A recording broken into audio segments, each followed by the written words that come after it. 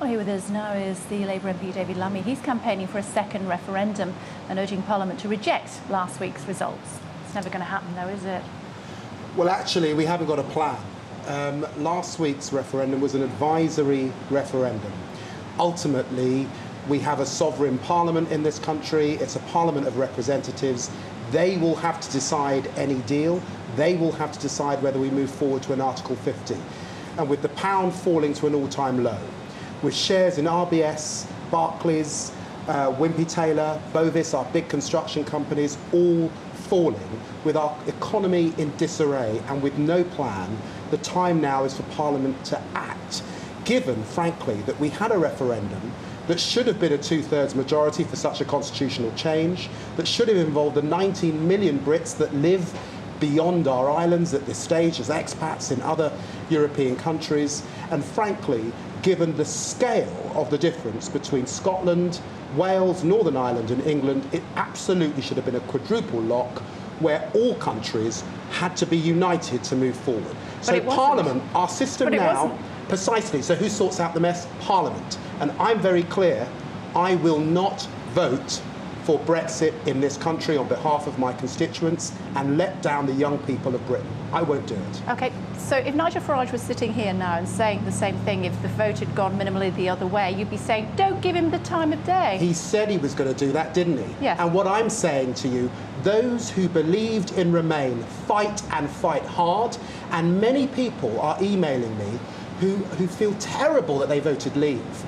Now that they see that they're not going to get 350 million a week. Total? No, 350 million a week. Do you have proof of that? I've got proof of that. I can send it to you, Kev, if you want to see it. Yes, please. But they said that they were going to get 350 million a week. It's not going to happen. They said there'd be no...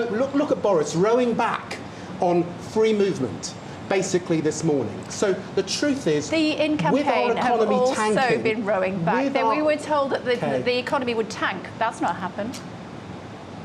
Kay, what planet are you living on? Have you seen RBS shares? I have. Have you seen Barclays shares? Yes. Have you seen the pound falling? I have. And that's not tanking. But have you seen what's happening with the FTSE 100? That's not tanking. Have you seen what's happened with the FTSE 100? Investment is drying up as we speak. Petrol is about to rise. Our economy is tanking because of this madness. We were told that the markets would crash, and we need to end they it. haven't. We need to end it. We now look like we've got two political parties turning in on themselves for the next 2 months, and in the meantime, it's the poorest people in this country that will suffer. There's not going to be many tears for bankers if their shares go down. Nobody who voted in order to leave the European Union cares really what's happening as far as the banks are concerned. Jobs. They are cared. Well, it's about immigration. That's what it's about. That's jobs. What people voted on.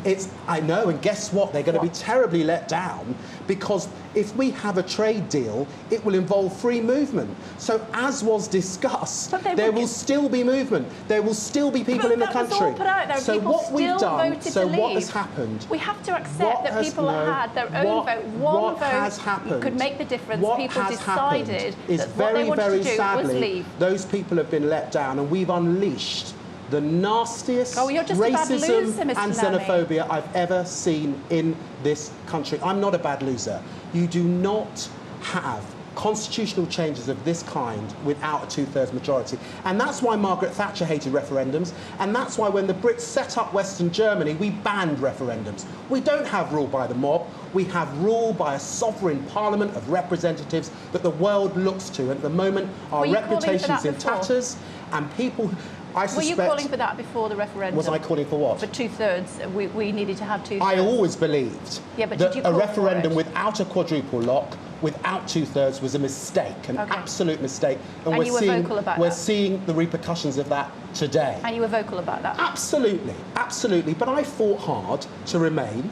And what I'm saying is, when you look at what is happening to this country, those of us who still believe it should fight hard for it, given the scale of it. And let me say, I represent one of the poorest constituencies in this country. Which way did they vote? Though 3/4 of them want to remain, Kay. They want to remain.